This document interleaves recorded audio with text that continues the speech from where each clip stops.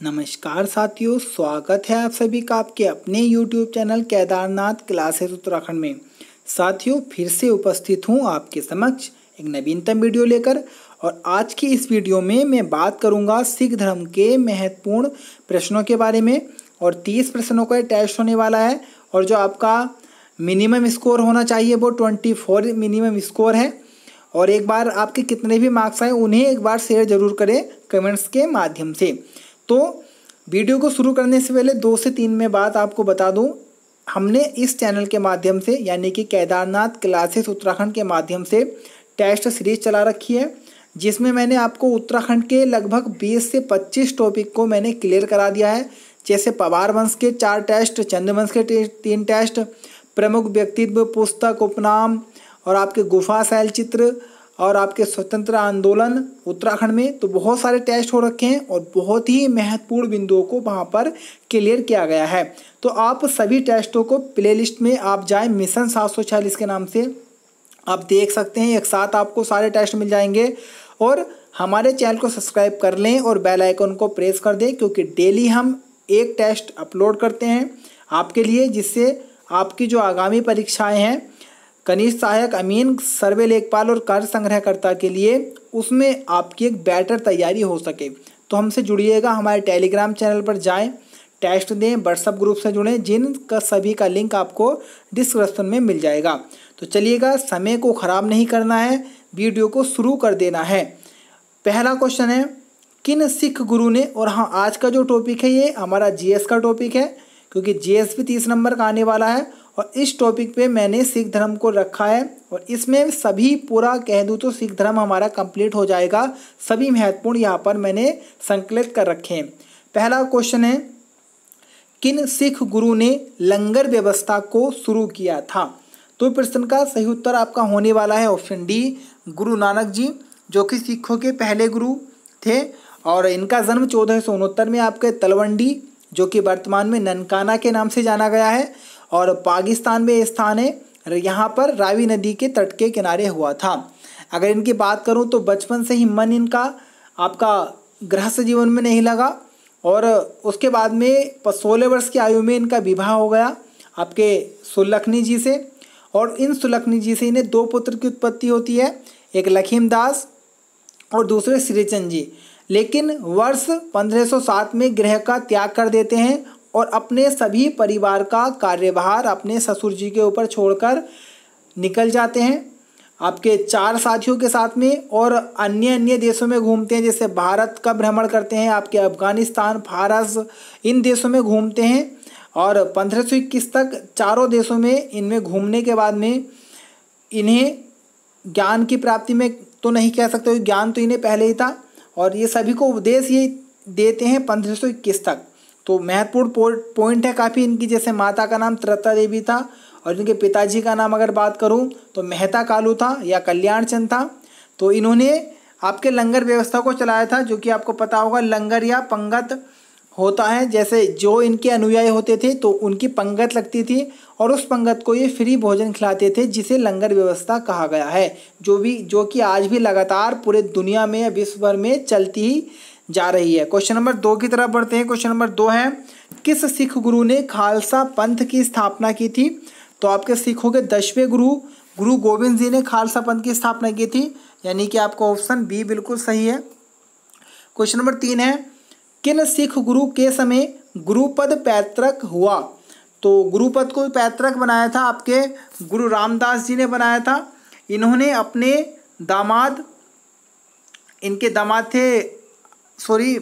गुरु रामदास जी ने गुरु के पद को पैतृक बनाया था, क्योंकि इनसे पहले जितने भी गुरु बने या तो वे किसी के शिष्य थे या जैसे दामाद थे। जैसे गुरु अमरदास जी के दामाद थे गुरु रामदास जी, जो गुरु बने। लेकिन गुरु आपके रामदास जी ने जो आपके 5वें गुरु बनाया, गुरु अर्जुन देव जी को बनाया था, जो कि गुरु रामदास जी के पुत्र थे। इस प्रकार से सिख धर्म में गुरु के पद पैतृक हो गया। इसके बाद में जो गुरु बने वे आपके पुत्र के पुत्र जाके बने थे आपके तेग बहादुर जी पे जाके ये कार्यक्रम रुकता है। तो वो मैंने आपको पूरे टॉपिक में जब पढ़ाया था वहाँ पे बता दिया। तो फिलहाल इस प्रश्न का आंसर होगा गुरु रामदास जी, इन्होंने गुरु के पद को पैतृक किया था। क्वेश्चन नंबर 4 है, किस सिख गुरु को दलभंजन योद्धा या दलभंजक योद्धा कहा गया है? तो गुरु हरगोविंद जी को दलभंजक योद्धा कहा गया है, यानी कि आपका ऑप्शन बी बिल्कुल सही है। अगर आप सभी पीडीएफ एक साथ लेना चाहते हैं तो मात्र 25 रुपये दें और 25 पीडीएफ प्राप्त करें आंसर की के साथ। क्वेश्चन नंबर 5 है, स्वर्ण मंदिर की स्थापना किस सिख गुरु ने की थी? स्वर्ण मंदिर यानी कि आपका गोल्डन टेम्पल, जो कि अमृतसर में स्थित है और इसका प्राचीन नाम हरमंदिर साहिब भी इसे कहा गया है। तो इसकी जो स्थापना की थी वह आपके गुरु अर्जुन देव जी ने की थी, यानी कि आपका ई ऑप्शन बिल्कुल सही है। क्वेश्चन नंबर 6 है, गुरु गोविंद जी की माता का क्या नाम था? तो गुरु गोविंद जी की अगर मैं बात करूं तो इनकी माता जी का नाम आपके माता गुजरी देवी था, यानी कि ऑप्शन बी आपका सही है। और पिताजी का नाम गुरु तेग बहादुर जी था। क्वेश्चन नंबर 7 है, ग्रंथ साहिब का संपादन किन सिख गुरु ने किया था? तो आपके ग्रंथ साहिब, जैसे आपका हिंदू धर्म में सनातन धर्म में गीता का महत्व है, उसी प्रकार आपके सिख धर्म में आपके ग्रंथ साहिब का महत्व है। तो ग्रंथ साहिब की रचना आपके गुरु अर्जुन देव जी ने की थी, यानी कि ऑप्शन सी आपका बिल्कुल सही है। हमने न्यू बैच स्टार्ट किया 10 तारीख से इन वैकेंसीज के लिए 746 के लिए, तो हमारे बैच से ज्वाइन हो जाएं। क्वेश्चन नंबर 8 है, किन सिख गुरु का नाम लहना था या किन सिख गुरु का मूल नाम आपके लहना था? तो आपके गुरु अमरदास जी, गुरु अंगद देव या गुरु अंगद देव जी का मूल नाम आपके लहना था, यानी कि ऑप्शन ए आपका बिल्कुल करेक्ट है। क्वेश्चन नंबर 9 है, किस सिख गुरु ने अकाल तख्त का निर्माण करवाया था? तो आपके अकाल तख्त का निर्माण या स्पर सिंहासन भी इसे हम बोल सकते हैं, तो इनका निर्माण आपके गुरु हरगोविंद जी ने करवाया था, यानी कि ऑप्शन सी आपका बिल्कुल करेक्ट है। क्वेश्चन नंबर 10 है, किन सिख गुरु की हत्या औरंगजेब ने की थी? तो औरंगजेब की मैं बात करूँ तो कट्टरपंथी राजा हुए हैं ये मुगल वंश के, जिनका एक ही मकसद था पूरे दुनिया में इस्लाम धर्म को फैलाना। तो इसी क्रम में इन्होंने सिखों के 9वें गुरु गुरु तेग बहादुर जी की हत्या कर दी थी और दिल्ली में इनके शीश को काट दिया था, जहाँ पर वर्तमान में शीशगंज गुरुद्वारा भी स्थित है। और मैंने उत्तराखंड में आपको पढ़ाया था औरंगजेब के बारे में कि आपका जो बाल सुंदरी का मंदिर है आपके काशीपुर में, वहाँ उसका जीर्णोद्धार औरंगजेब ने करवाया था। कड़वाश्रम का जीर्णोद्धार मैं लिखवा चुका हूँ, आपके संपूर्णानंद करके मैंने लिखाया होगा। और औरंगजेब की मैं बात करूँ या काशीपुर की मैं बात कर लूँ तो आपका खोखरे का टीला काशीपुर में है। और आपका गोविशाण प्राचीन नाम काशीपुर था, और गोविशाण से ही आपके अगर बात की जाए तो कुषाण कालीन मुद्राएं मिली है। वैसे आपके मोर ध्वज यानी कि कोट द्वार से भी मिली है, और आपके ऋषिकेश से भी कुछ मुद्राएं कुषाण वंश की मिली है।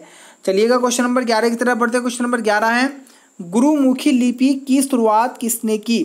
जैसे हिंदी आपकी ब्राह्मी लिपि में लिखी गई है, ये लिखी जाती है, सेम उसी प्रकार पंजाबी भाषा गुरुमुखी लिपि में लिखी जाती है। और इस गुरुमुखी लिपि का विकास आपके गुरु अंगद देव जी ने किया था, यानी कि ऑप्शन ए सही है, सिखों के दूसरे गुरु जिनका मूल नाम लहना था। क्वेश्चन नंबर 12 है, शीशगंज साहिब गुरुद्वारा कहाँ स्थित है? तो आपके शीशगंज साहिब जो गुरुद्वारा है वह आपका दिल्ली में स्थित है, यानी कि ऑप्शन सी आपका बिल्कुल सही है। मैंने आपको बताया कि इस स्थान पर या शीशगंज जहाँ पर गुरुद्वारा है, यहाँ पर आपके सिखों के 9वें गुरु गुरु तेग बहादुर जी की हत्या की गई थी औरंगजेब के द्वारा। तो इसी कारण इस गुरुद्वारे का नाम आपके शीशगंज रखा गया है, क्योंकि यहीं पर शीश कलम किया गया था गुरु तेग बहादुर जी का। क्वेश्चन नंबर 13 है, किस सिख गुरु ने सिखों को सैन्य संगठन का रूप दिया? तो गुरु हरगोविंद जी ने सिखों को सैन्य संगठन का रूप दिया था, यानी कि ऑप्शन ए आपका बिल्कुल सही है। तो पहले मैं आपको बात बता दूं, आपके डाउट क्लियर कर दूं, क्योंकि दो चीज़ में बहुत डाउट होता है बच्चों को। नंबर 1 सिखों के 5वें गुरु और नंबर 2 सिखों के 9वें गुरु। क्लियर से समझिएगा, 5वें गुरु थे सिखों के गुरु अर्जुन देव और 9वें गुरु थे सिखों के गुरु तेग बहादुर। तो जो सिखों के 5वें गुरु थे गुरु अर्जुन देव जी, तो इन्होंने आशीर्वाद दिया था जहांगीर के बड़े पुत्र खुसरो खां को, जिसने विद्रोह कर रखा था जहांगीर के विरोध। तो जब गुरु अर्जुन देव जी ने जहांगीर के विद्रोही पुत्र खुसरो खां को आशीर्वाद दिया, इस बात से रुष्ट हो गया जहांगीर और उस जहांगीर ने हत्या करवा दी थी आपके सिखों के 5वें गुरु गुरु अर्जुन देव की। सिखों के 9वें गुरु थे गुरु तेग बहादुर, इनकी हत्या कर दी थी आपके औरंगजेब ने इस्लाम धर्म न कबूलने के कारण। तो बहुत ही कन्फ्यूजन रहता है इसमें, तो फिर से सुनिएगा। अगर क्वेश्चन आए कि सिखों के 5वें गुरु की हत्या किसने की, तो जहांगीर ने, और सिखों के 9वें गुरु की हत्या किसने की, तो आपके औरंगजेब ने की। 5वें गुरु आपके अर्जुन देव जी थे और 9वें गुरु आपके तेग बहादुर जी थे। तो इसमें डाउट मत करना, क्योंकि मैंने बहुत बार देखा है अपने ऑफलाइन क्लासेस में भी, बहुत बार बच्चों को इन दोनों में कन्फ्यूजन रहता है। तो मैंने बिल्कुल आपके सरल भाषा में आपको बताया है और उम्मीद करता हूँ आपको कन्फ्यूजन आके बिल्कुल भी नहीं रहने वाला। लेकिन अगर फिर भी कन्फ्यूजन हो तो आप कमेंट्स करके मालूम भी कर सकते हैं। क्वेश्चन नंबर 14 है, किन सिख गुरु की हत्या अल्प आयु में हुई थी? तो ऑप्शन सी आपका बिल्कुल सही है। गुरु हरकिशन जी की मृत्यु अल्प आयु में हुई थी। मात्र 7 वर्ष की आयु में चेचक के कारण गुरु हरकिशन जी की मृत्यु हो गई थी। क्वेश्चन नंबर 15 है, लवन विवाह पद्धति को किन सिख गुरु ने चलाया था? तो एक लवन विवाह की पद्धति है, मैंने बता रखा है, जब थ्योरेटिकल आपको पढ़ाया है वहाँ पर आपने देख लिया होगा। तो गुरु अमरदास जी ने इस लवन विवाह पद्धति को शुरू किया था, यानी कि आपका ऑप्शन डी बिल्कुल करेक्ट है। क्या है लवन विवाह पद्धति? तो इसमें जब दो पक्षों में विवाह तय हो जाता है तो लड़की वाले लड़के के घर जाते हैं और उसको कड़ा और कृपाण भेंट करते हैं, देते हैं, और इनके द्वारा दिए गए छुआरे को लड़का खाता है, और इसी पद्धति को कहा गया है सिख धर्म में लवन विवाह पद्धति, जिसे गुरु अमरदास जी के द्वारा चलाया गया था। क्वेश्चन नंबर 16 है, श्रीचंद किन सिख गुरु के पुत्र थे? तो आपके श्रीचंद जी गुरु नानक देव जी के पुत्र थे, यानी कि आपका ऑप्शन सी बिल्कुल सही है। और श्रीचंद जी ने ही, या श्रीचंद जी को ही उदासी संप्रदाय का जनक भी कहा गया है। और गुरु नानक जी के जो अन्य पुत्र थे दूसरे, वो लखीमदास जी थे। और आपके दास, यहाँ पर एक शब्द आ रहा है बार बार, यहाँ से बहुत सारे क्वेश्चन आपको बना कर देता हूँ। पहला क्वेश्चन बनेगा कि दास उन्मूलन दिवस कब है? तो 25 मार्च को है। अगला क्वेश्चन बनेगा कि दास को फारसी में क्या कहा गया है? वंदगाह। दास को तुर्की में क्या कहा गया है? ममलूक कहा गया है। भारत में दास प्रथा का अंत किस एक्ट से हुआ? 1833 के। किस वर्ष हुआ? 1843 में। 1843 में जब दास प्रथा का अंत हुआ, कौन भारत के गवर्नर थे? तो आपके लॉर्ड एलनबरो जी थे। सर्वाधिक दास भारत में किसने रखे हैं? तो फिरोज शाह तुगलक ने 1,80,000 दास रखे हैं, और इन्हीं के देखभाल के लिए दीवाने वंदगाह विभाग भी इन्होंने ही बनाया था। और फिरोज शाह तुगलक की मैं बात करूँ तो सर्वाधिक नहरें इसने सिंचाई के लिए लगवाई, और इसे सल्तनत युग का अकबर भी कहा गया है। और इसने जो 24 कर थे, उन 24 करों को हटाकर मात्र 4 कर अपने कार्यकाल में लगवाए थे। क्वेश्चन नंबर अगर मैं बात करूं, और तो कुतुब मीनार की आपने देखा होगा, जो एक क्वेश्चन बनता है ना कि कुतुब मीनार में कितने राजाओं का हाथ है कुतुब मीनार के निर्माण में? तो 3 राजा आपके आते हैं कुतुब मीनार के निर्माण में, समझिएगा अच्छे से। तो आपके कुतुब मीनार जो कि दिल्ली में स्थित है, तो जो इसका निर्माण की शुरुआत करवाई थी तो वो आपके कुतुबुद्दीन ऐबक ने कराई थी, लेकिन निर्माण कार्य पूरा होने से ही पहले चल बसा। इसके बाद में इल्तुतमिश ने इसे पूरा करवाया था, और एक बार इस कुतुब मीनार की ऊपर की माली गिर गई थी, तो आंधी से या तूफान से, तो इस माली गिरी हुई माली को पूर्णोद्धार या जीर्णोद्धार करवाया था फिरोज शाह तुगलक ने। तो इस प्रकार से कुल 3 राजाओं का हस्तक्षेप रहा है कुतुब मीनार में, आपके कुतुबुद्दीन ऐबक, इल्तुतमिश और फिरोज शाह तुगलक का। ये पॉइंट आपको अच्छे से देख लेना है। क्वेश्चन नंबर 18 है, किन सिख गुरु ने 5 ककार अनिवार्य किए थे? यानी कि जो सिख धर्म में 5 ककार हैं, आपके कच्छ, करपाण और आपकी कंघी और आपके केस और आपके कड़ा, तो इन 5 को जो अनिवार्य किया था वो गुरु गोविंद जी ने अनिवार्य किया था, यानी कि ऑप्शन बी आपका बिल्कुल सही है। क्वेश्चन नंबर 19 है, गुरु गोविंद जी की मृत्यु किस स्थान पर हुई थी? तो आपके ऑप्शन आपका ए सही है, जो कि नांदेड़ महाराष्ट्र में स्थित है, और इस स्थान पर ही गुरु गोविंद जी की मृत्यु की गई थी। एक पठान था गुलखा नामक, उस गुलखा नामक पठान ने चाकू घोंप कर गुरु गोविंद सिंह जी की हत्या कर दी थी। क्वेश्चन नंबर 20 है, सिखों के नाम के पीछे सिंह एवं कौर शब्द किन्होंने जोड़ा। तो जो सिख धर्म में आपके महिलाओं के नाम के पीछे आपको कौर शब्द मिलेगा और पुरुषों के नाम के पीछे आपको सिंह शब्द मिलेगा। तो इस शब्द को जोड़ा था आपके गुरु गोविंद सिंह जी ने, यानी कि आपका सी ऑप्शन बिल्कुल सही है। क्वेश्चन नंबर 21 है, खालसा पंथ की स्थापना गुरु गोविंद जी ने कब की। प्रश्न का सही उत्तर होगा ऑप्शन बी, यानी कि आपका 1699 में खालसा पंथ की स्थापना गुरु गोविंद जी ने कर दी थी। ऑप्शन बी आपका बिल्कुल सही है। अगर इनके जन्म की बात कर लूँ तो 1666 आएगा और खालसा पंथ की स्थापना कर रहे तो 1600 आपका 99 आ जाता है, तो 1666 है। इन डिजिट को आप चेंज कर दें, 1699 बन जाएगा खालसा पंथ, 1666 बन जाएगा तो इनका जन्म। क्वेश्चन नंबर 22 है, गुरु नानक जी की मृत्यु कहाँ हुई थी। तो गुरु नानक जी की मृत्यु वर्ष 1539 में आपके वर्तमान में करतारपुर आपका पाकिस्तान में है, तो आपके करतारपुर में गुरु नानक जी की मृत्यु हुई थी 1539 में। क्वेश्चन नंबर 23 है, गुरु नानक जी का जन्म कब हुआ था। तो इंपॉर्टेंट पॉइंट है, एग्जाम में आया हुआ है। तो गुरु नानक जी का जन्म 1469 में हुआ था, यानी कि आपका ऑप्शन वी बिल्कुल सही है। क्वेश्चन नंबर 24 है, गुरु गोविंद जी के पुत्रों को किसने दीवार में चिनवा दिया था। तो गुरु गोविंद जी के दो पुत्र आपके जोरावर थे और एक आपके फतेह थे। तो जोरावर सिंह और फतेह सिंह को दीवार में चिनवा दिया था आपके वजीर खां के द्वारा, जो कि मुगल फौजदार थे। ऑप्शन बी आपका बिल्कुल सही है। क्वेश्चन नंबर 25 है, आदि ग्रंथ को वर्तमान रूप किसने दिया। यानी कि जो आपका सिख धर्म का पवित्र ग्रंथ है आदि ग्रंथ या ग्रंथ साहिब, उसको जो वर्तमान रूप दिया वो किसने दिया। तो सिखों के 10वें गुरु गुरु गोविंद सिंह जी ने आपके वर्तमान रूप दिया था आदि ग्रंथ को। ऑप्शन डी आपका बिल्कुल करेक्ट है। क्वेश्चन नंबर 26 है, तो ये हमारे कुछ महत्वपूर्ण पॉइंट थे सिख धर्म के जो मैंने आपको सोल्व कराए हैं। उसके बाद हमने कुछ महत्वपूर्ण या मोस्ट क्वेश्चन रख रखे हैं आपके सामने जीके के। जैसे पहला प्रश्न है, अष्टांग हृदय किसकी रचना है।